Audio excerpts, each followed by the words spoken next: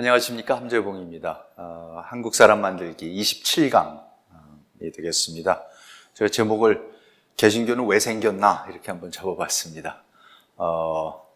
다음 강의는 개신교는 어떤 종교인가 이렇게 제목을 또 잡아봤습니다. 지난 시간까지 우리가 이제 조선 말에 개신교가 어떻게 들어오게 됐는지, 그리고 들어와서 어떤 일들을 하기 시작했고 사회를 어떻게 변화시켜 나가기 시작했는지 이제 그런 문제들을 들여다봤는데요. 그래서 이제 오늘부터는 그럼 들어온 종교가, 물론 우리가 실제로 들어와서 이제 그 선교사들이 어떤 일들을 하는가를 통해서 종교가 이제 어떤 일들을 하는 종교다라는 것은 우리가 어렴풋이 알 수가 있겠지만, 좀 본격적으로 역사적으로 이론적으로 그야말로 지성사에 입각해서 개신교라는 게 도대체 왜 생겨나게 됐고, 그리고 그게 어떤 종교인지, 뭘 주장하는 종교인지, 전에 있었던 가톨릭하고는 그럼 어떻게 달랐는지, 또 그 내부에서는 또 어떻게 다양한 또 종파들이 있는지, 교파들이 있는지, 이런 거를 좀 살펴보도록 하겠습니다. 근데 이제 여러 가지 맥락에서 이 말씀들을 드릴 수가 있겠는데, 제가 오늘 보여드리고 싶은 그래프가 하나 있습니다. 이 그래프가 지난 2000년간 세계 경제 성장률을 그린 그래프입니다. 그냥 인터넷에 들어가 갖고 지난 2000년 경제 성장률 이렇게 치면은 그냥 나오는 그래프입니다. 경제 연구소에서 축적한 그래프인데요. 근데 이 그래프를 보시면은 정말로 놀랍습니다. 이게 지금 왼쪽 밑에 여기가 기원 1년이고요. 그리고 여기가 지금 2015년까지입니다. 그러니까 기원 1년에서 기원 2015년까지의 세계 경제 성장률이 어떻게 됐는가를 보여주는 겁니다. 근데 이 그래프에서 보시면 아시다시피 기원 1년에서부터 1500년까지는요, 전 세계 경제 성장률이 0%입니다. 그러니까 인류가 생겨나서 500년 전까지는요, 500년까지는 경제라는 거는 절대로 성장하지 않았습니다. 1%도 성장을 하지 않았습니다.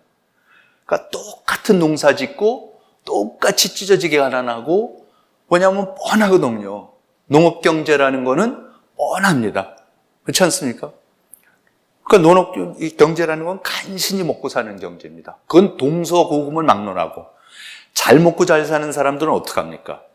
남의 거를 뺏는 수밖에 없죠. 착취하는 수밖에 없습니다. 뭐 귀족이나 왕족이나 양반이나 이런 사람들이 남의 거를 착취를 하는 수밖에 없습니다. 그러니까 1500년대 전까지는 인류 사회는 항상 노예제가 있었고요, 항상 농노가 있었고, 어디 가나 노비가 있었습니다. 그리고 집안에서는 거의 100%, 99.99% 여자들, 아이들, 하인들, 이런 사람들은 죽어라고 일을 해야 됐고, 그렇게 일을 시켜봐야 간신히 먹고 살고, 그 중에 극히 일부분만 그런 노예나 노비나 이런 사람들이 많고, 땅이 많고, 소작인들이 많고, 이래가지고 이제 좀 잘 사는 사람들이 있었습니다. 그렇지만 아무리 그래봐야 경제 성장률은 그대로입니다. 똑같습니다. 그렇죠?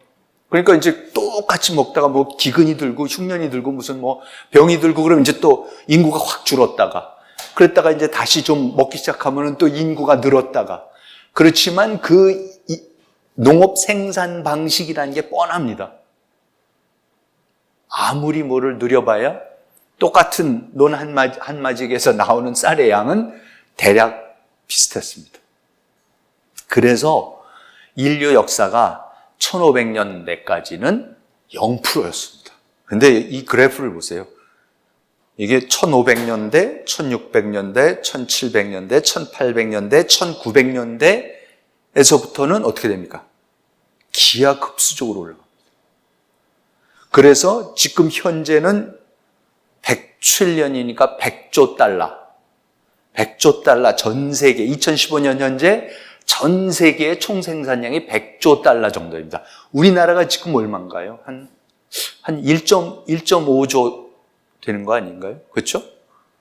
1.5조 달러가 되니까 세계 10대, 10위 경제국으로서 1.5조 달러인가 그럽시다. 미국이 한 5점 몇 조가 되는 거고, 뭐 중국이 그거보다 조금 미치고, 이제 그런 게 되는 거죠. 그러니까 이제 우리도 여기에 이제 끼어든 건데요. 무슨 말씀을 드리려고 그러냐면요. 우리가 다른 거를 볼 게 전혀 없습니다. 역사에서. 모든 지금 정치학이 됐든 사회학이 됐든 특히 경제학이 됐든 다 설명을 하려는 게 뭐냐면은 지난 500년 동안에 1500년대 경부터 도대체 무슨 일이 있었길래 인류가 이렇게 잘 먹고 잘 살게 됐냐는 거예요. 이게 너무나 놀라운 일이에요. 그러니까 기원 0년 전으로 돌아가면 뭐 몇천 년이 지나, 뭐 만 년 전이더라도 똑같았겠죠. 더 못 살면 못 살았겠죠. 못 살았지. 그러니까 이게 지금 너무 놀랍고 우리가 지금 그 한복판에 살고 있습니다. 그래서 사실 무슨 다 필요 없고요. 저는 그래서 이거를 이제 설명해야 되는데 그럼 1500년대에 도대체 무슨 일이 생겼냐는 거예요. 16세기에 무슨 일이 생겼습니까? 16세기에 종교개혁이 일어났습니다. 마틴 루터로부터 시작해서 16세기 초에 종교개혁이 일어나요. 그 종교개혁이 일어나는 걸 기점으로 해서부터 전 세계 경제가 크기 시작합니다. 물론 뭐 영국에서부터 시작하고 뭐 독일, 프랑스, 유럽에서 시작을 하고 그게 건너오고 해서 일본으로 건너갔다가 우리는 한 1950년대, 60년대나 이제 본격적으로 우리가 그 체제를 받아가지고 이제 제대로 경제 발전을 시작하지만 지금 사실 보세요. 우리가 지난 50년 동안의 이 놀라운 경제 성장, 인류의 지난 500년 동안의 이 놀라운 경제 성장. 이게 16세기에 종교개혁이라는 걸 통해서 개신교라는 게 나왔고요. 그 개신교가 나오기 시작하면서부터 자본주의라는 게 나오기 시작하는 겁니다. 자본주의를 가지고 뭐 아무리 욕을 하고 뭐 좌파에서 뭐 막스주의가 뭐고 자본주의가 자본가가 어쩌고 뭐 백날 무슨 소리를 해봐야 그냥 이 그래프 하나만 보여주면 됩니다.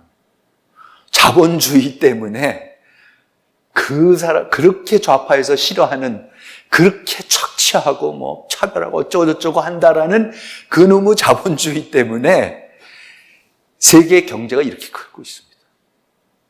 예를 들어서 그런 거죠. 지난 30년 동안에 중국에서, 그렇죠? 1970년대까지만 해도 중국이 찢어지게 가난했지 않습니까? 10억 인구가.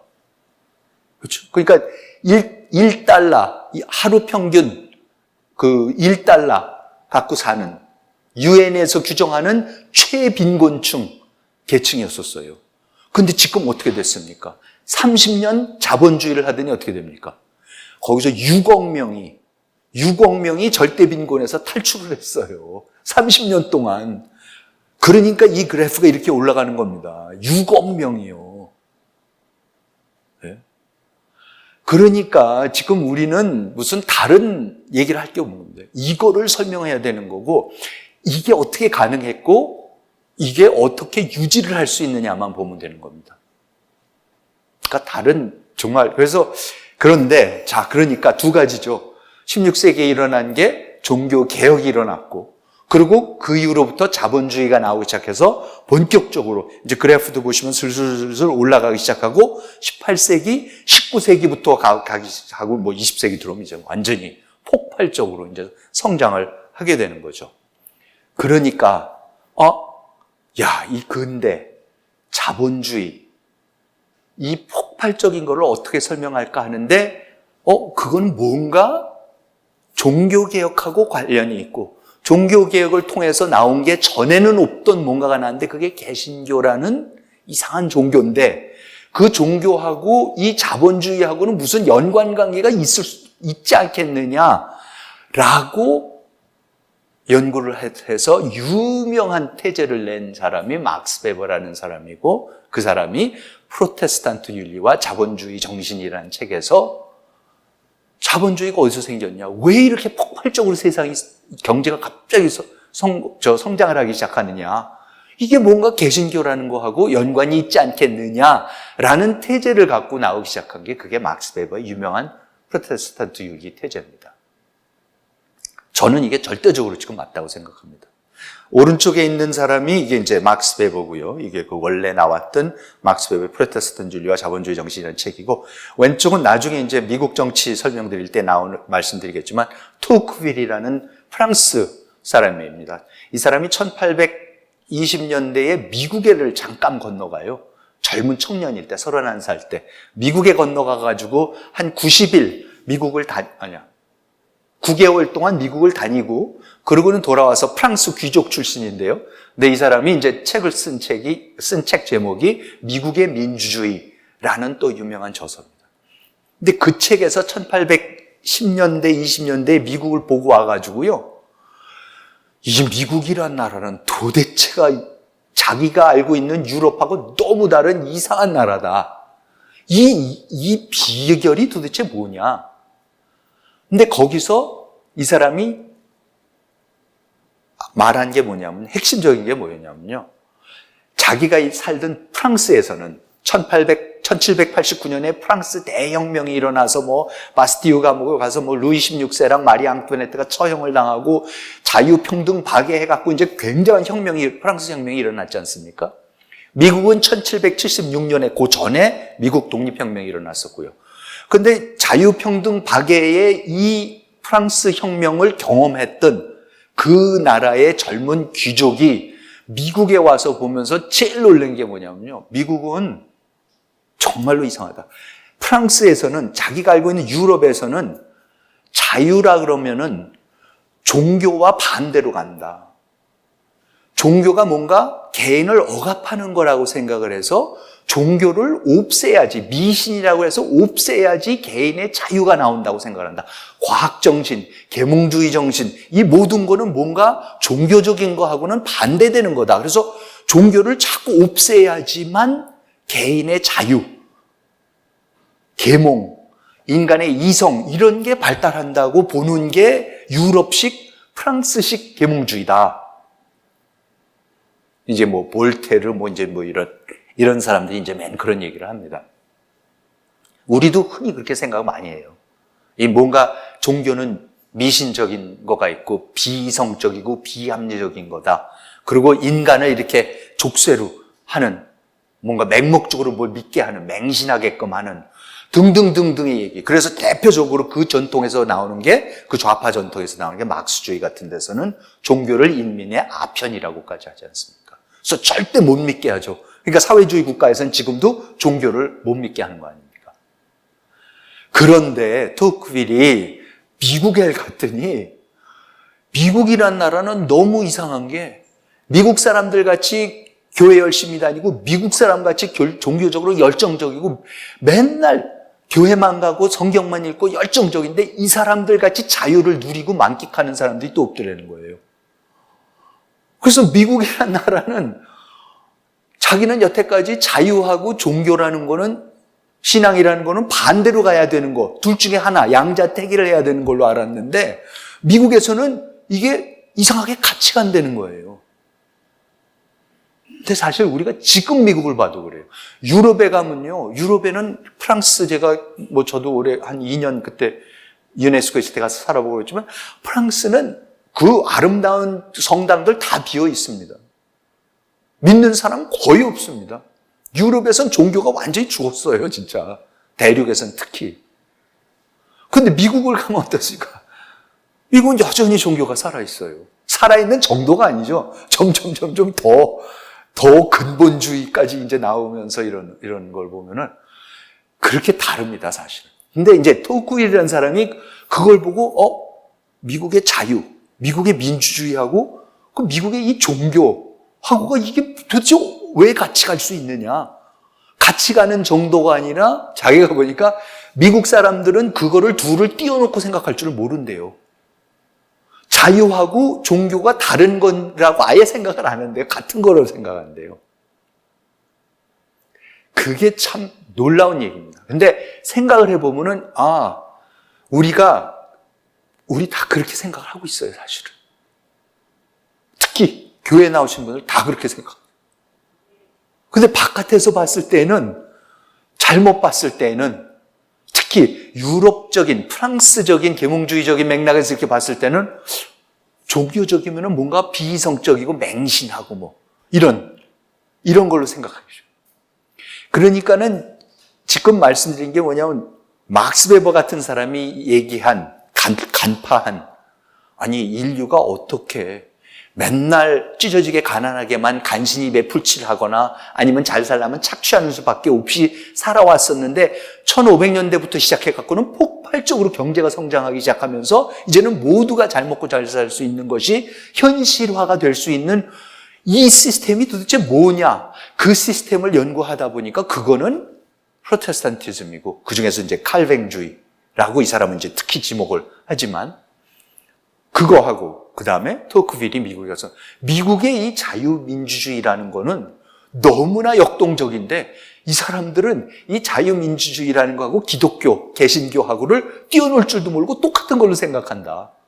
유럽하고는 너무 다르다. 라고 얘기를 하는 겁니다. 근데 저는 이 두 토크빌의 태제와 이 막스 베버의 태제를 이해를 해야지만 우리가 지금 얘기하는 자유민주주의가 뭐고 자유시장경제 자본주의가 뭐고 그게 왜 나왔는지 왜 그게 개신교에서 나올 수밖에 없었는지 우리가 그걸 알아야 됩니다. 개신교 따로 있고 자유시장경제 자본주의 따로 있고 자유민주주의 따로 있는 게 아닙니다. 동시대에 나왔습니다. 우연히 절대 아닙니다. 그래서 이제 저는 그 맥락 속에서, 그 큰 맥락 속에서 개신교가 어떻게 나왔고, 그게 무슨 작용을 해서 왜 자본주의가 나왔고, 왜 민주주의가 나왔고, 그게 조선의 19세기 말에 건너오게 됐다. 그래서 지난 시간과 지지난 시간에 말씀드렸듯이 그 개신교의 그 정신과 그거를 체화한 미국 선교사들이 와서 그렇게 선교를 하면서 조선 사람들한테 전파하기 시작한 삶의 양식, 사회 조직, 교회 조직, 이 모든 것이 사실 이 자본주의와 자유민주주의를 일으켰던 바로 그 개신교다.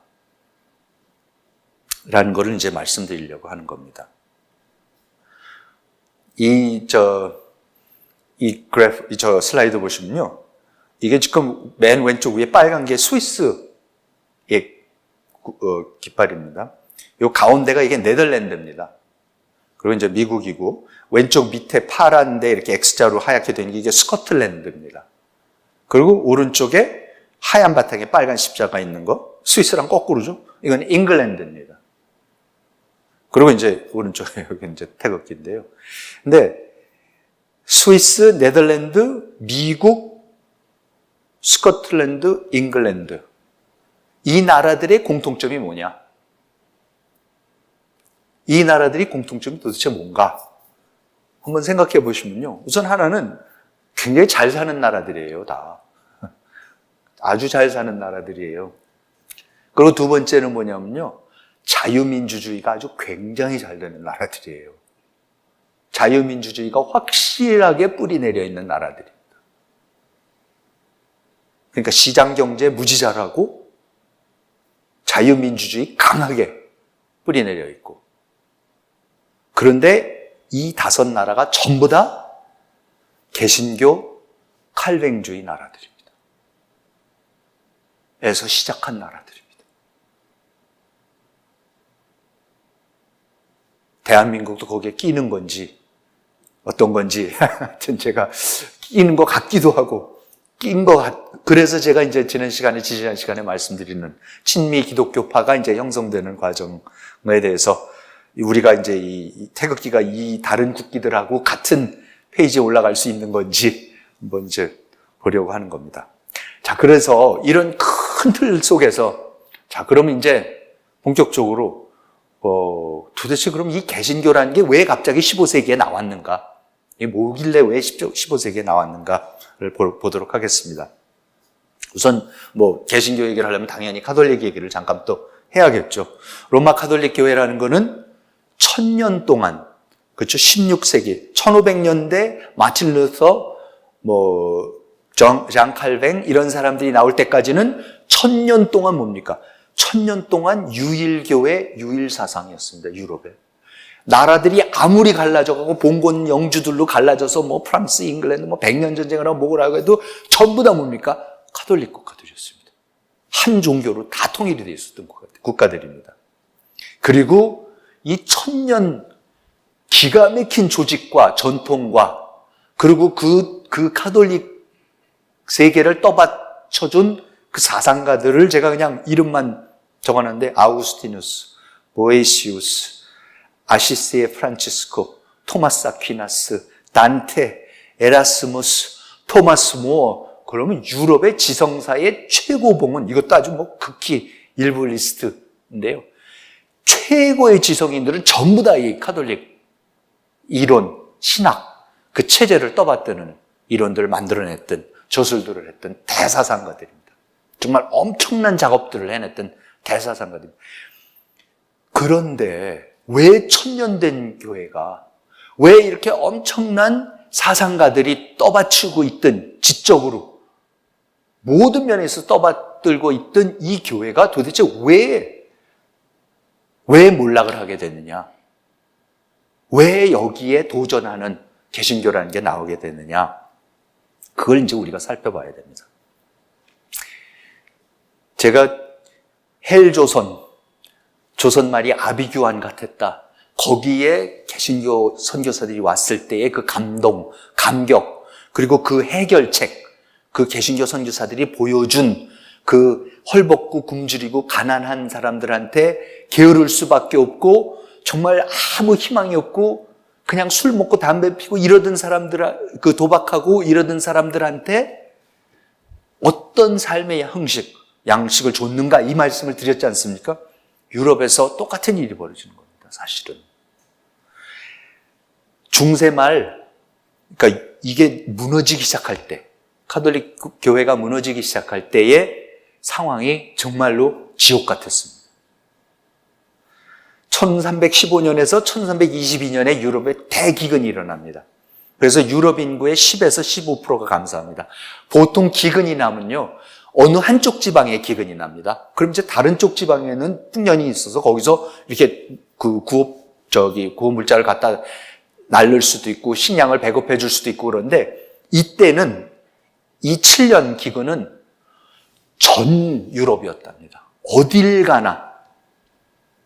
그러니까 식인 행위가 아주 그냥 빈번히 일어나고 영아, 살해 이런 일들이 너무 많이 일어났다고 그럽니다. 그러고 나서 그 기근이 끝나기가 무섭게 1337년에서부터 100년 전쟁이라는 것이 시작됩니다. 이 영국하고 이제 프랑스가 이제 싸우는 거죠.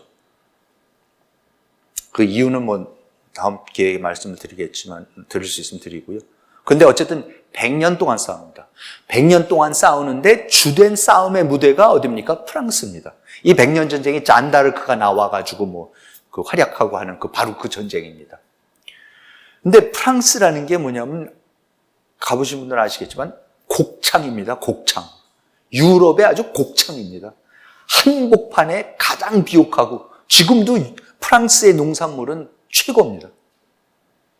와인에서부터 치즈, 고기, 닭고기, 하여튼 모든 게 프랑스산은 최고입니다. 근데 그때는 마찬가지였습니다. 여기가 초토화가 되는 거죠. 100년 동안 전쟁하면서. 100년 전쟁은 영국에서는 안 하고 프랑스에서만 했습니다. 건너와서 했었습니다. 그러고 나서 1347년에 흑사병이 상륙을 합니다.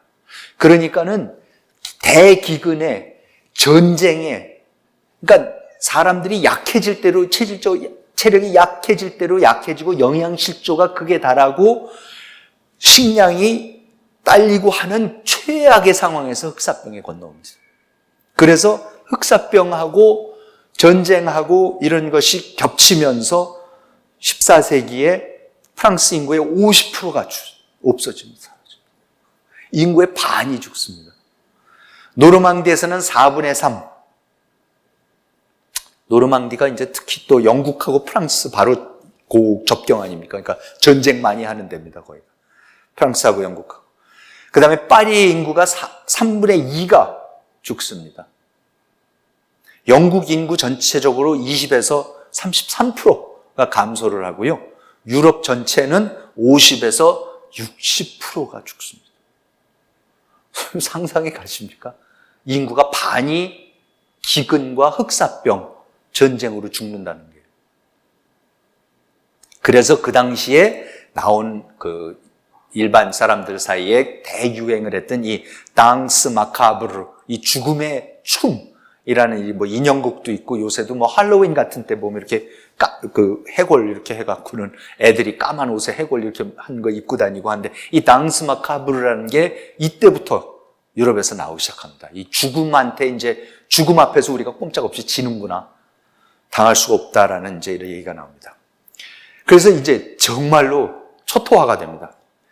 그런데 그럼 이때 가톨릭 교회가 그러면 어떡합니까? 이때야말로 교회가 활약을 해야 될 때 아닙니까? 병들고 힘든 사람들 위로해주고 구호해주고 이제 그래야 되는데요. 이때 바로 가톨릭 교회가 대분열을 일으킵니다. 우선 1309년에서부터 1377년까지 아비뇽 유수라는 게 일어납니다. 아비뇽 유수가 뭐냐면, 우리가 보통 그 교황청이 지금 로마 바티칸에 있지 않습니까?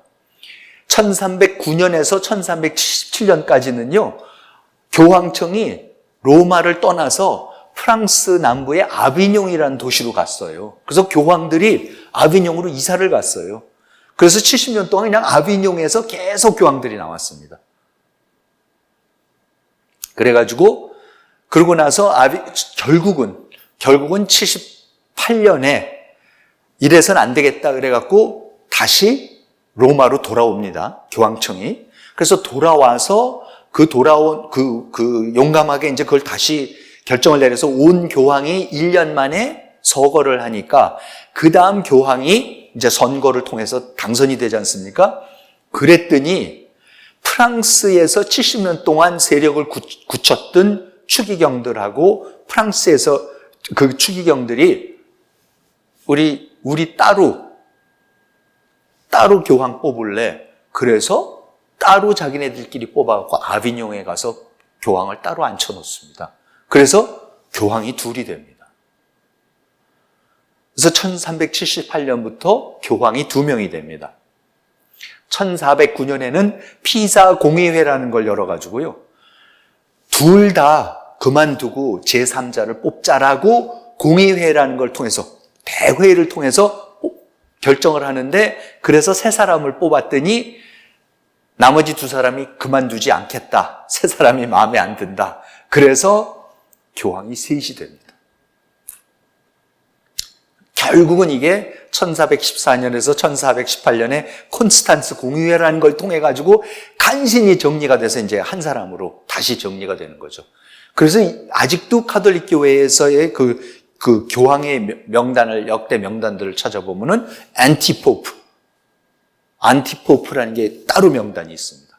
그러니까 교회가 2사람, 3사람 있을 때 어느 게 진짜였다라는 정통성 있는 게 누구냐라는 걸 정해줘야 되니까요. 아무튼 이러면서 교회가 대분열을 일으킵니다. 나중에 아비뇽에 가시면은 이게 아비뇽에 있는 교황궁입니다. 그때의 아비뇽 유수 때 가서 사용했었던 그 궁이 그대로 지금 있습니다. 그래서 한번 여행 가시면은, 관광 가시고 꼭 한번 들려보시면 좋겠습니다. 자, 그러니까 뭡니까? 대기근에, 백년전쟁에, 흑사병에 인구는 반이 죽었는데 교회는 완전히 분열이 돼서 교황이 2명이 됐다, 3명이 됐다, 아비뇽으로 갔다, 로마로 갔다, 이제 이러고 있는 거고요. 그런데 거기가 끝이 아니었습니다. 결정타가 1453년에 콘스탄티노플의 함락입니다. 자, 이게 무슨 말씀이냐면요. 나중에 이제, 지도가 하나 있을 텐데. 여기 있구나. 이 지도를 보시면요. 여기 지도 보시면은 이게 초록색이 서로마 제국이고 오른쪽에 빨간색이 동로마 제국이라 그럽니다. 이제 좀 더 자세히 말씀을 드리겠지만 서로마 제국은 5세기에 멸망을 해버립니다. 뭐 고트족, 반달족 이런 사람들이 이제 쳐들어와서 완전히 이제 그 서로마 제국은 없어지고 프랑크 왕국 뭐 이런 여러 가지 이제 왕국들이 들어와서 성립이 되는데 그런데 동로마 제국은 살아남습니다. 그대로. 그래서 우리가 그걸 비잔티움이라고도 하는 그 동로마 제국, 콘스탄티노플의 수도를 둔 그 동로마 제국이 이제 있습니다. 그리고 그 동로마 제국의 수도가 지금 말씀드린 콘스탄티노플이죠. 그러니까 콘스탄틴 대제가 저 313년에 기독교를 받아들인 그 콘스탄틴 대제가 315년에 자기가 대정복 전쟁을 해가지고는 이제 지금의 터키, 그리스, 터키 이쪽 아시아 쪽을 소아시아를 점령을 하고 나서 워낙 제국이 커지니까 로마에서만 앉아서 지금 여기 로마 여기 있는데 이 로마에 앉아갖고 이 제국을 다 통치하기가 힘드니까 내가 수도를 하나 더 만들겠다 그래서 오늘의 이스탄불인 자리에다가 콘스탄티노플이라는 이제 그거를 만드는 거죠. 그래서 콘스탄티노플을 수도로 하는 이 양쪽에 있고, 그 다음에 6세기에 이게 이제 서로마 제국이 완전히 망하고 갈라지면서 이제 동로마 제국만 남아서 그래서 어쨌든 이 동로마 제국은 서로마 제국이 5세기에 망했는데도 1453년까지 콘스탄티노플이 계속 갑니다. 기독교 국가로 갑니다. 그런데 그 마지막 남았던 콘스탄티노플이 1453년에 함락이 되는 거죠. 그래서 53일간의 대전투 끝에 당시 21살밖에 안 됐던 메헤메트 2세라는 오스만 투르크 제국의 아주 젊은 군주, 정복자라는 이제 별명이 붙는 사람인데 그 사람이 결국은 1500년 난공불락의 콘스탄티노플을 함락을 시킵니다. 그래서 나중에 한번 콘스탄티노플 가보시면 거기에 박물관 같은 데 가보면 그때 썼던 대포, 그때 썼던 이 별하별 놀라운 작전들, 이게 어떻게 이 요새가 함락이 됐는가 아주 흥미진진한 얘기들 있고 영화도 많고 이제 사실 그렇습니다. 그래서 그때에 이제 함락이 되고 그래서 콘스탄티노플이 그때 이름이 이제 이스탄불로 바뀌는 거죠. 그래서 대표적인 건물이 소피아, 성소피아 사원 여러분들 아시죠? 아야소피아라 그러는데 이 성소피아 사원 이게 로마 사람들이 지어놓은 거죠.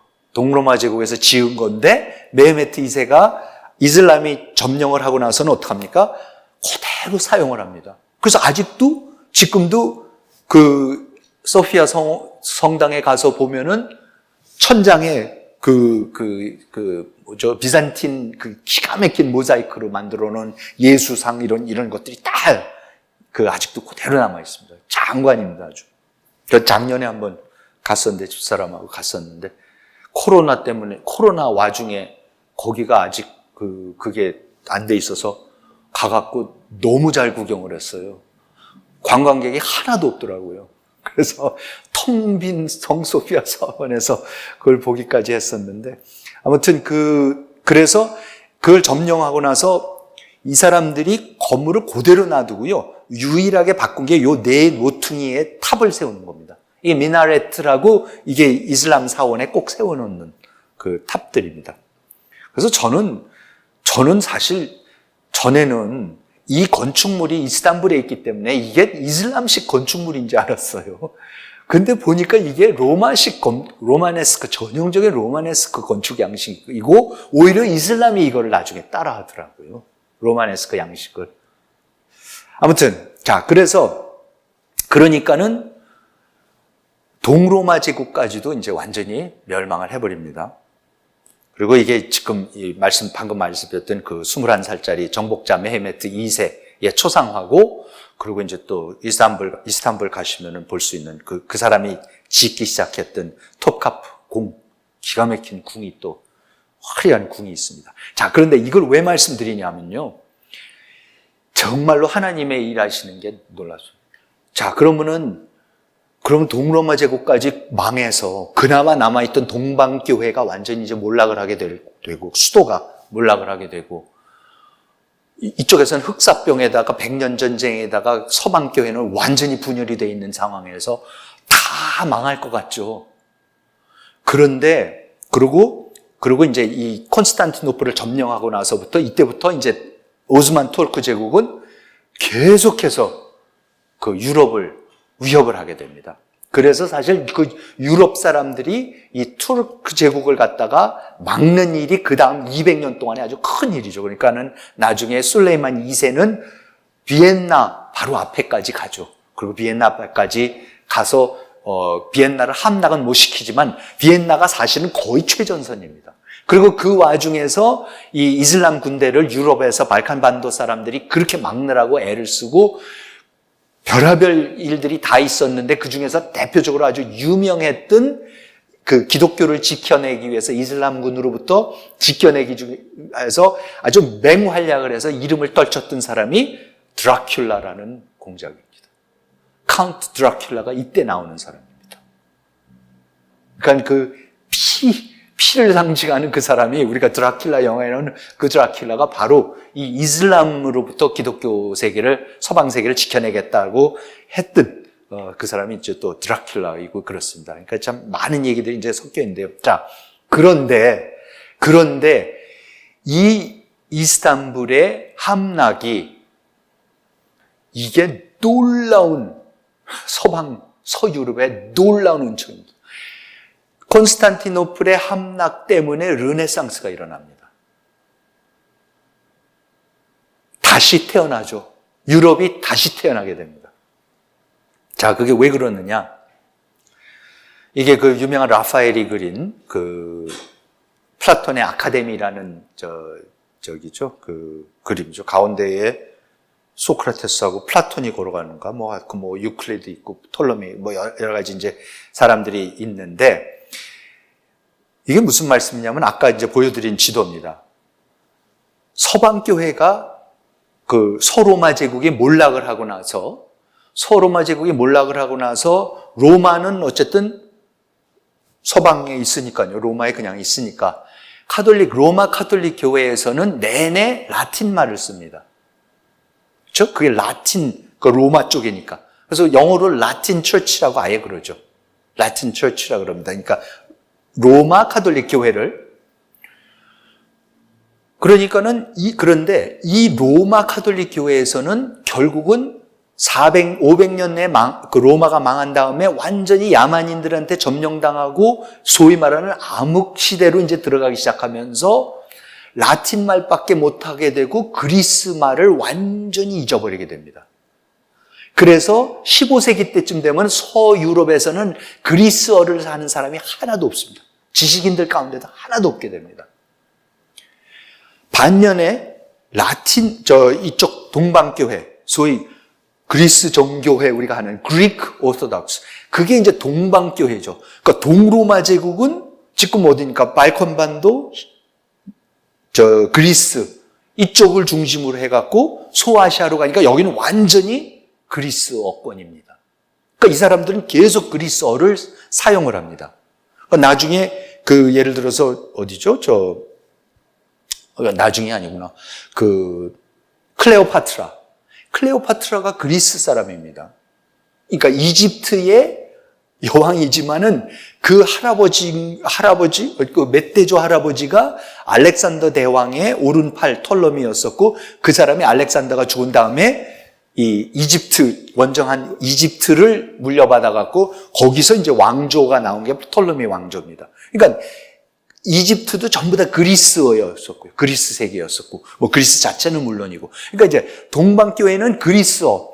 그러니까는 무슨 일이 벌어지냐면요. 그리스어를 잃어버리니까 서방교회에서는요, 플라톤이 누군지, 아리스토텔레스가 누군지, 소포클레스가 누군지, 그리스의 대철학가들, 비극작가, 이 서사시 이거를 다 잃어버립니다. 그래서 자꾸 암흑시대라 그러는 게 서유럽에서는 완전히 자기네 고전의 세계를 잃어버리고 라틴말로 되는 것밖에 못하게 되는 거죠.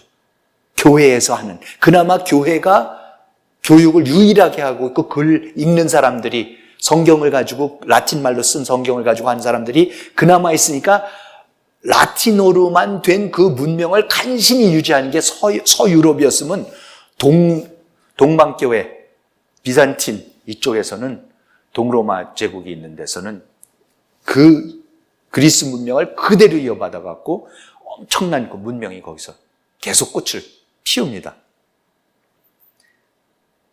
그런데 그 유일하게 그리스의 그 찬란한 문명을 다 소화를 해갖고 계속해서 계속 발전시키고 있던 콘스탄티노플이 함락을 하니까 어떻게 됩니까?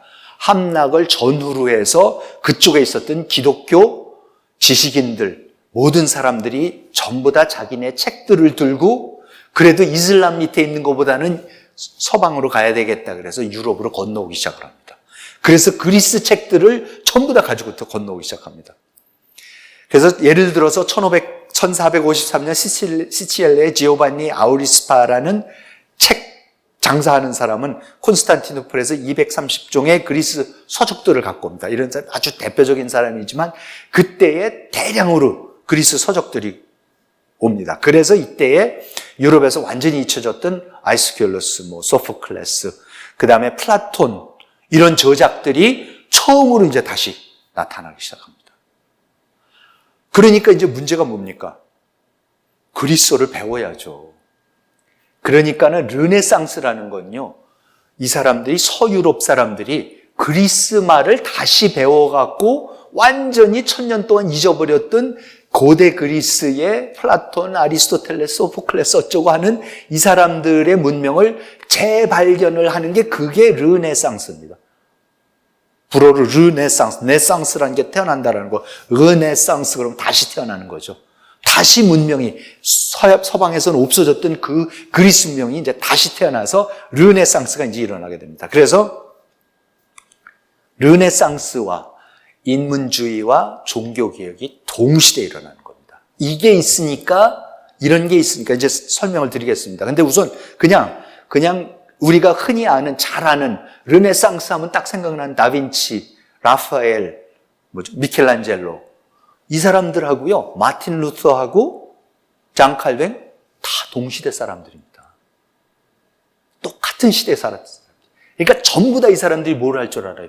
이 사람들이 당대 최고의 라틴어 전문가들이었고 당대 최고의 그리스어 전문가들이었습니다. 이 두 가지를 해야지. 자기 나라 말 독일어든 불어든 영어든도 했지만 라틴 말하고 그리스어를 함으로 인해서 이 사람들이 완전히 새 문명을 창출해내는 겁니다. 물론 그 와중에 이제 플라톤도 처음 다시 읽기 시작하고 이제 이런 일들이 벌어지는 거죠. 그래서 이제 시대적으로 한번 제가 다빈치, 에라스무스, 미켈란젤로, 루터, 라파엘 칼뱅을 이제 제가 했던 거고요. 자, 그런데 이제부터 굉장히 재밌어지는 일. 자, 그러면 라틴 말만 하던 사람들이 라틴어 성경밖에 다른 모든 문명이 다 파괴가 되어 있는 상태에서 그래갖고 1000년을 간신히 라틴 교회를 유지하면서 로마 카톨릭 교회를 유지하면서 지내왔던 사람들이 지금 이제 이 그리스어 산더미 같은 홍수같이 밀려오는 이제 그리스 문명의 자기네 원천의 문명을 이제 재발견을 하기 시작하면서부터 이때 무슨 일이 벌어지냐면요. 이제 제가 여기 슬라이드에 에드 폰테스라는 게 뭐냐면 근본으로 돌아가라. 근본으로 돌아가자. 이게 이제 르네상스 인문주의의 표어였습니다. 보니까 자기네가 여태까지 알고 있었던 게 그게 다가 아니라 그 뒤에 보니까는 엄청난 근원이 있었다. 지금 라틴 말로 된 성서가 있고 라틴 말로 된 베라벨 종교서적이 있는데 그게 알고 보니까 전부 다 그리스 말에서 왔었고 그 전에 물론 히브리 말에서 왔었고 그리고 그 사이에 그리스 말로 된 놀라운 세계가 있었는데 그걸 우리가 전혀 몰랐다. 그러니까 그거를 이제 되찾아보자. 이런 일이 벌어집니다. 그러면서요. 이 그림이 뭔지 아세요? 이 그림이 뭐냐면은 콘스탄티누스의 기증이라는 유명한 그림입니다. 이게 바티칸에 걸려 있습니다. 지금도. 라파엘의 제자들이 라파엘 학파에서 그 학교에서 제자들이 이제 그린 그림으로 되어 있는데, 이게 잘 안 보이실지 모르겠지만, 여기 가운데에 제가 교황 이름이 갑자기 생각이 나는데, 교황이 앉아 있고, 이 무릎 꿇고 앉아 있는 게 콘스탄틴 대제입니다. 근데 이 그림이 뭘 나타내느냐면요. 이제 제목이 콘스탄티누스의 기증인데요. 뭐냐면은, 로마 카톨릭 교회에서는 자기네가 서유럽을 통치할 수 있는 그 정통성이 어디서 나오냐 하면은 315년에 콘스탄틴 대제가 문둥병에 걸려서 거의 죽어가는 거를 그 당시 교황이 기도를 해줘서 기적같이 병이 나았다. 그래서 콘스탄틴이 너무너무 고마워서 그 교황한테 뭐라 그랬냐면은, 나는 콘스탄티노플을 만들었으니까 나는 동쪽 제국으로 가서 동로마 제국만 통치를 하겠다. 콘스탄티노플에서부터. 당신 교황께서 서로마 제국을 맡아주십시오. 라고 기증을 한 거예요. 서로마 제국을 콘스탄틴 대제가 교황한테 기증을 한 거예요. 그래서 이제 그거를 증명한다라는 게 이게 콘스탄티누스의 기증, Donation of Constantine이라는 유명한 그림이고, 이제 이 문서가 있습니다. 근데 문제가 뭔지 아세요? 이게 인문주의입니다, 여러분. 인문주의라는 게 방금 말씀드린 대로 모든 게 보니까 그냥 써 있는 그대로가 아니라 그 글들이라는 게 다 역사가 있어요. 이게 이 말이 어원이 있고 그 말이 전혀 다른 맥락에서 나왔을 수 있고 전혀 다른 시대에 나올 수 있다. 그리고 시대마다 말투가 달라지고 글이 달라진다. 그러니까 처음으로 서방교회 사람들이 늘 자기네는 그냥 변치 않는 우주 속에서 맨날 별이 뜨고 해가지고 똑같은 천체 속에서 우리가 늘 이렇게 살았다고 생각을 했었는데, 로마 시대 거를 보기 시작하고 고대 그리스의 비극 작품을 보고 막 보니까는 자기네 교회 같은 게 없었던 시대에 전혀 다른 시대에 막 공화국이라는 것도 하고 민주주의도 하고 무슨 비극 작품도 있고 뭐 베라벨 거를 하는 희한한 시대에 살았던, 그러니까 자기네가 살고 있었던 시대가 불변하는 하나님이 만들어주신 질서가 아니라 그냥 한 시대뿐이고 그 전 시대는 전혀 다르게 살았구나라는 역사의식이라는 게 처음으로 생기는 거예요. 왜냐하면 전혀 다른 삶의 양태를 봐야지, 문화적으로, 시대적으로 상대적인 거구나, 이 세상이라는 게, 라는 걸 이제 알게 되는 거죠. 그러면서 이 사람들이 이때 인문주의가 딴 게 아닙니다. 인문주의가 뭐냐면요, 처음으로 문헌학 고증을 할 줄 알게 돼요, 이 사람들이. 그래서 글들을 많이 읽고 번역본들을 많이 읽고 그러다 보니까는 점점 뭐를 알게 되냐면은, 요 라틴체는 이거는 5세기 거다, 이거는 6세기 거다, 이거는 3세기 거다라는 거를 문헌학자들이 이제 구분을 해내기 시작해요. 그래서 뭐가 이제 나오기 시작해요. 인문주의가 나오면서 제일 먼저 일어났던 사단 중에 하나가 뭐냐면은 콘스탄티누스의 기증. 이게 지금 315년에 일어났으니까 4세기에 일어났던 일 아니에요. 그 교회의 주장대로라면. 그런데 인문학자들이 그걸 연구를 다 해보니까 분명히 그 기증했다라는 그 문서의 라틴어는 8세기 라틴어예요. 그러니까 8세기에 그때에 실제로 교황청에서 그걸 처음 들고 나왔었던 거거든요. 그때 무슨 딴 데랑 어떤 문제가 생겼을 때에 이걸 봐라, 느닷없이 이거 봐라, 콘스탄틴이 315년에 우리한테 준 거다라고 이제 그때부터 이제 써먹기 시작했던 건데, 딱 요게 8세기 라틴어라는 게 밝혀지는 거예요. 그러니까 이게 가짜다. 그러면은 지금 서유럽을 교회가 통치할 수 있는 가장 중요한 기반 중에 하나인데 그게 지금 가짜라는 게 그냥 드러나 버리는 거죠. 그러고 나서부터 이제 본격적으로 개신교가 나오게 되는 길로 접어드는 게 뭐냐면 성경 오역의 문제입니다. 성경 번역의 문제. 그러니까 지금 말씀드린 그런 번역들의 문제가 됩니다.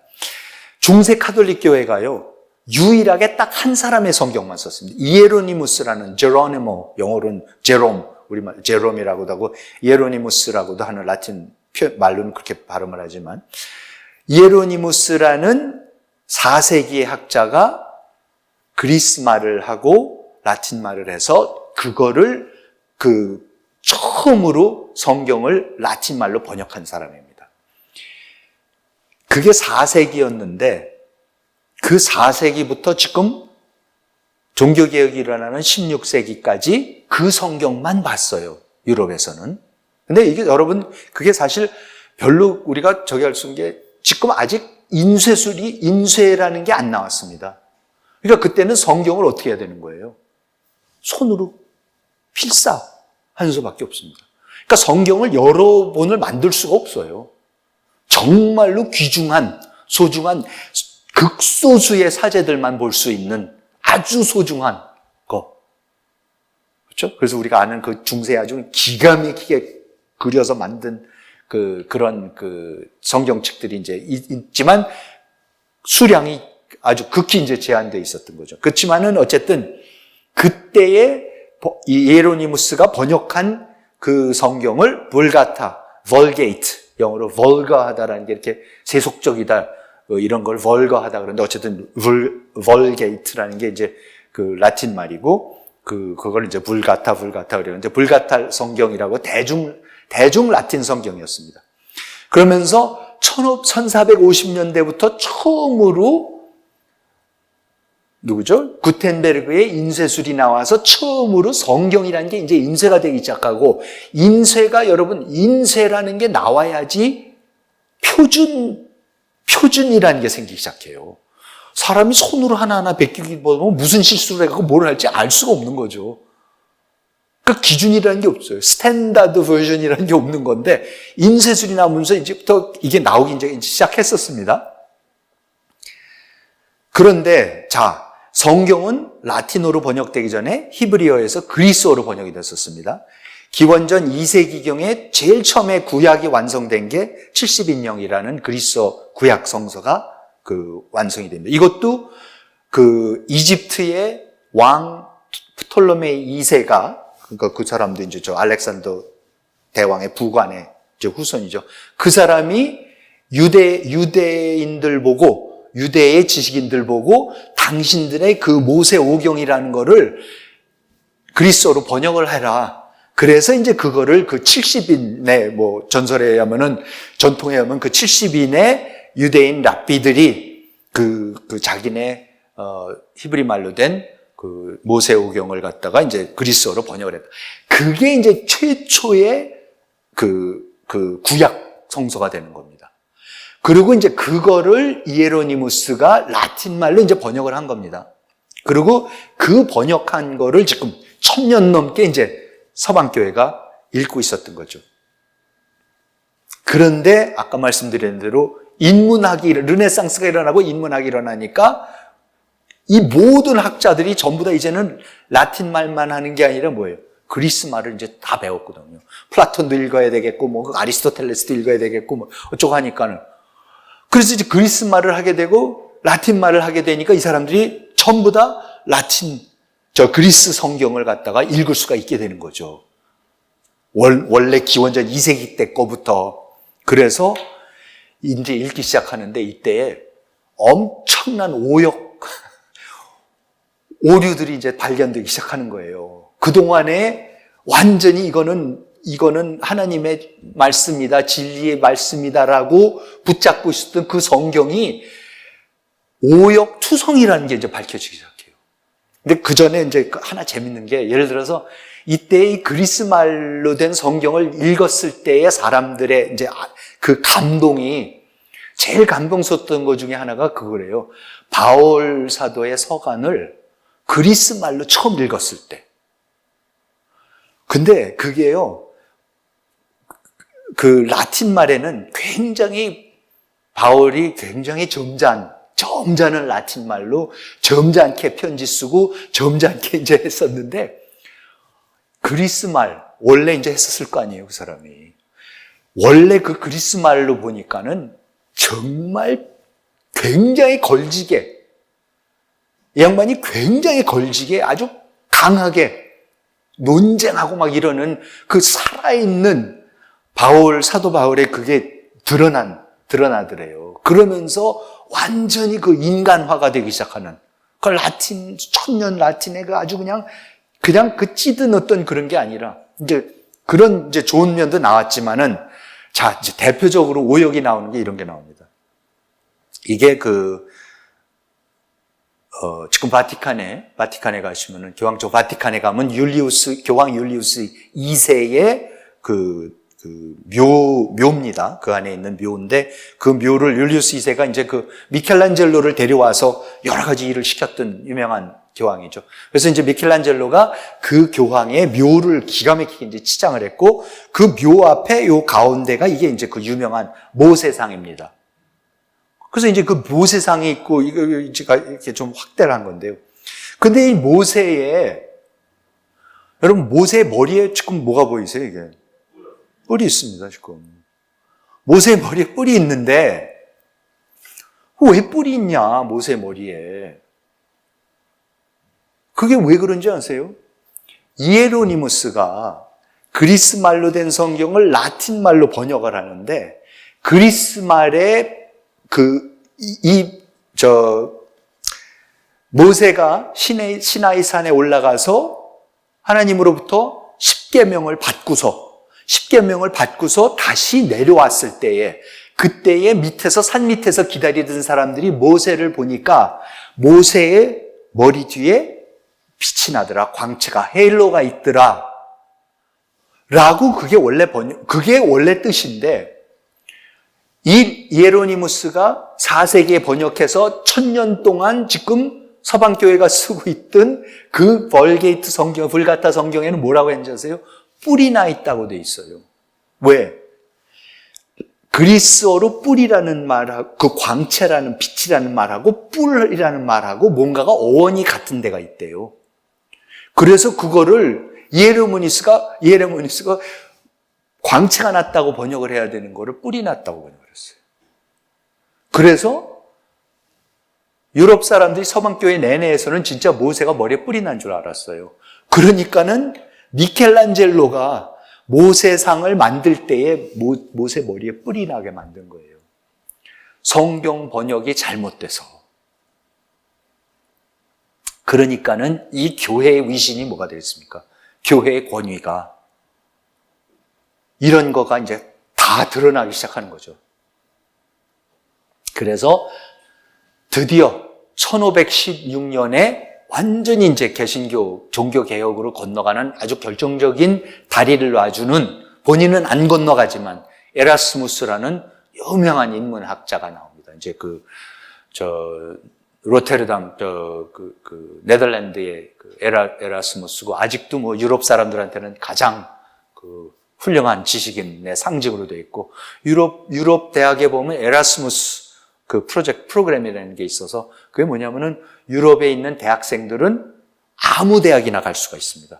그 에라스무스 프로그램에 돼 있는 대학은 뭐 영국 학생이 독일 가도 되고, 네덜란드 가도 되고, 스웨덴 가도 되고, 기가 막힌 그 프로그램을 만들어 놨습니다. 사실 우리 아시아에도 좀 그런 프로그램이 나오면 참 좋겠는데, 뭐 동경도 가고 뭐 북경도 가고 참 그런 꿈이, 아시아는 아직도 그거 보면 참 유럽에 비해서는 뒤처져 있습니다만, 아무튼 그 에라스무스가 1516년에 드디어 성경을 번역을 합니다. 근데 이제 에라스무스가 그리스 말을 철저하게 공부를 해가지고 하는데, 그냥 성서를 낸 게 아니라 이제 요 사진이 그 성경인데요.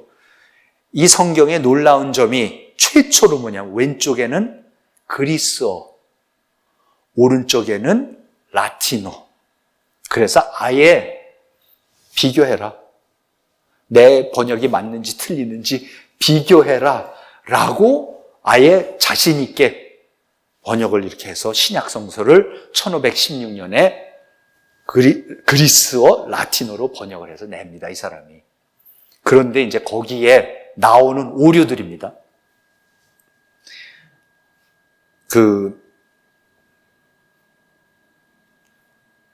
에라스무스의 대표적인 얘기들 중에 이런 거예요. 마태복음 3장 2절에 보면 세례자 요한이 광야에서 사람들에게 회개하라, 회개하라 라고 외치지 않습니까? 근데 그거를 이에로니무스는 vulgata 성경, 원래 그 라틴 성경에는 뭐 제가 이거 정확히 모르지만 메타노이테라고 그렇게 외치는 걸로 라틴 말로 그렇게 되어 있답니다. 그리스 말로. 그런데 이에로니무스가 이거를 라틴 말로 번역을 하면서 뭐 포엔티엔티암 아기테라는데 이게 뭐냐면 고백하라라고 번역을 했대요. 회개하라가 아니라 원래가 라틴 말로 고백하라라고 되어 있습니다. do penance, 고해성사해라 이제 말하자면 이런 거죠. 그래서 라틴 교회에서 로마 카톨릭 교회에서 고해성사를 하는 고해 7성사 중에 하나가 이제 고해성사를 해야 되지 않습니까? 시모님한테 가서 죄를 고백을 해야 되는 거고 죄 사함을 받고 이제 이러는 거 아닙니까? 그 고해성사의 성서적 기반이 바로 세례자 요한이 고백하라라고 광야에서 외쳤다는 거였어요. 그런데 지금 에라스무스가 뭐예요? 그런 소리 안 했다. 고백하라 그런 게 아니라 그거를 정확하게 그걸 하다 보면 정신 차려라, 회개하라 라면서 레시피시테, 즉 회개하라라고 에라스무스가 이제 처음으로 번역을 하는 거죠. 그러니까는 지금 카톨릭 교회에서 고해성사를 할 수 있는 성서적 근거가 그것도 오역이었다 그래서 지금 날아가는 겁니다. 또 하나, 무염시태, 가브리엘 천사가 마리아한테 나타나서 이제 예수를 잉태하게 됐다. 잉태하게 됐다라는 거를 알리는 장면 아닙니까? 뭐 이제 우리말로 수태고지 뭐 이런 얘기를 하는데 거기에 보면요. 수태고지 장면 중에서 이 볼가타 성서에는 그때의 가브리엘 천사의 얘기를 들을 때에 마리아가 은총이 가득하게 gratia plena, full of grace, 은총이 가득하게 그 말씀을 들었다. 천사의 고지를 받아들였다. 이렇게 번역이 돼 있어요. 근데 그게 왜 그러냐면은 은총이 가득하신 마리아여 기뻐하소서. 그렇죠? Hail Mary, full of grace. 라고 가톨릭이 늘 외우는 그 성모송의 첫 구절이 바로 이거예요.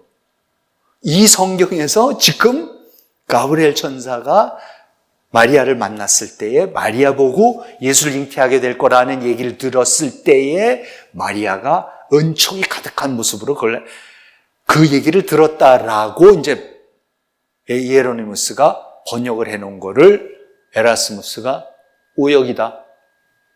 거기서는 그냥 우아하다, 우아했다, 고상한, gracious하다 인 거지. 거기 뭐 은총이 가득하다 이런 얘기 전혀 없다. 거기에 그리스 말 찾아보니까 원래 성경 찾아보니까 없다. 그러니까 이제 또 가톨릭 교회에 굉장히 중요한 그 의식 중에 하나인 이 성모성 이 자체의 첫 구절부터 이거는 성서의 근거가 없다. 이제 이렇게 되는 겁니다. 또 하나, 가톨릭 교회에서 이제 항상 마리아께 전구를 하지 않습니까? 마리아한테 부탁을 하면은 마리아가 항상 예수님 곁에 있기 때문에 마리아를 통해서 우리의 기도가 전구가 된다. 그래서 대신 마리아나 이제 성인들한테 이제 가톨릭에서는 기도를 많이 합니다. 근데 이제 그 외에 그러면 마리아가 어떻게 우리의 기도를 들어서 예수님한테 전할까? 그거의 성서적 기반이 뭐냐면 누가복음 2장 51절에 예수께서 함께 내려가사 나사렛에 이르러 순정하여 받드시더라. 그 어머니는 이 모든 말을 마음에 두니라. 그러니까 예수님이 마리아의 모든 것을 받들고 그리고 마리아는 그거를 이제 기억을 해서 그러면 그때부터 모든 얘기를 우리가 마리아한테 얘기를 하면 마리아가 대신 우리가 하는 것보다 어떻게 보면 더 효과적으로 예수님께 전구할 수 있게 된다라는 그 마리올로지, 마리아를 추앙하는 카톨릭에 그게 이제 생기기 시작하는 거죠. 그게 근거가 됩니다. 그랬더니 에라스무스는 이 역시 어처구니 없는 해석이다 라고 비판을 하고, 그러면서 완전히 이제 대신 마리아께 예수 기도드린다, 이것이 이제 다 틀렸다고 합니다. 하나만 더 말씀드릴게요. 당시 교회는 마리아가 영원히 처녀로 남았다고 믿었습니다. 그렇죠? 예수님 낳고도. 그래서 성서에는 직접적으로 언급된 게 없는데, 에스겔서 44장 2절에 여호와께서 내게 이르시되 이 문은 닫고 다시 열지 못할지니 아무도 그리로 들어오지 못할 것은 이스라엘 하나님 나 여호와가 그리로 들어왔음이라. 그러므로 닫아둘지니라 라고 되어 있는 구절을 카톨릭 교회에서는 이게 마리아가 끝까지 처녀였었다라는 거를 얘기하는 규절이라고 했었던 거예요. 그러니까 여러 가지 진짜 아주 희한한 해석들이 굉장히 많았던 거죠. 번역의 문제를 통해 가지고 카톨릭 교회가 정말로 회복하기 힘든 엄청난 상처를, 그 권위의 상처를 입는 거죠. 자기네만이 성경을 읽을 수가 있고, 사제들만이 성서를 볼 수가 있고, 교회만이 성서를 해석할 수 있는 거고, 그랬었는데 지금 알고 보니까 1500년 동안 한 사람이 번역해 놓은 성경을 갖고 계속해서 고치지도 않고 그것만 계속 쓰고 있었고, 그나마 들여다보면 들어볼수록 오역투성이었다라는 것이 인문학자들을 통해 가지고 계속해서 나옵니다. 그래서 이제 이때 에라스무스한테 이제 엄청나게 비판이 이제 오죠. 근데 에라스무스는 끝까지 카톨릭이었습니다. 에라스무스는 마틴 루터하고도 잘 알았고 친했고 나중에 엄청난 논쟁도 하지만은 동시대 사람이었습니다. 그리고 종교개혁가들이 마구 나와갖고 카톨릭 교회를 부정하지만은 에라스무스는 끝까지 교회를 떠나지 않습니다. 그러니까 야, 그러면은 지금 이거 다 거짓말이라는 거냐, 교회에서 얘기하는 거 이거 다 거짓말이라는 거냐 했더니 에라스무스가 뭐라고 하냐면, 우리는 마리아의 영원한 처녀성을 믿는다. 그러나 이는 성서에는 적혀 있지 않다. 성서에는 적혀 있지 않는데 우리는 그걸 믿는다. 나도 그걸 믿는다. 그게 무슨 뜻입니까, 여러분? 성서에는 없지만 교회가 인정하는 전통이 따로 있다는 거예요. 카톨릭 교회가 오랜 사도들의 전통을 이어받아서 내려왔기 때문에 그 자체가 갖고 있는 많은 예칙과 전례와 해석과 제도와 이것이 설사 성경에는 없더라도 충분히 그거는 진리다 라고 해석을 하는 거죠. 그러니까 사실은 종교개혁의 제일 중요한 부분 중에 하나가 바로 이 부분이죠. 에라스무스가 바로 한 지금 이 얘기. 성경에 없는 거가 과연 그게 교회 전통이라는 것이 성서에 버금가는 진리일 수가 있느냐? 그런 자격이 있느냐? 있으면은 교회가 가능한 거죠. 그런데 카톨릭 교회가, 그런데 종교개혁가들이 뭐라는 거죠? 아니라는 거죠. 그런 거 없다.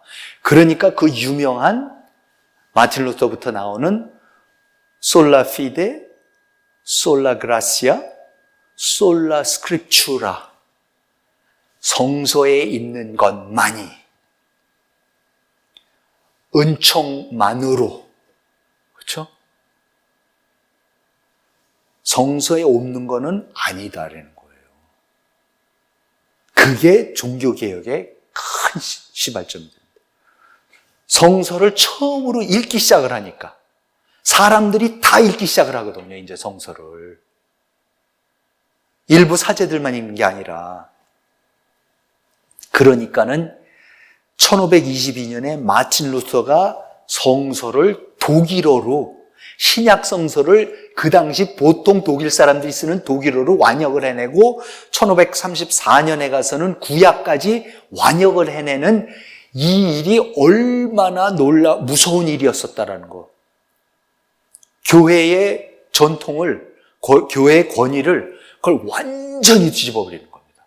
그러면서 이제부터는 누구나 성경을 읽을 수가 있고 이제는 성서에 있는 것만이 하나님의 말씀이고 하나님의 뜻이지 어떻게 성서에 근거하지도 않은 이 제도와 이 수많은 기도문과 이게 도대체 어디서 나온 얘기고 그게 왜 도대체 하나님의 뜻이냐고 무슨 상관이 있는 거냐라면서 이 사람들이 총체적으로 교회를 부정을 할 수 있는 근거가 생깁니다.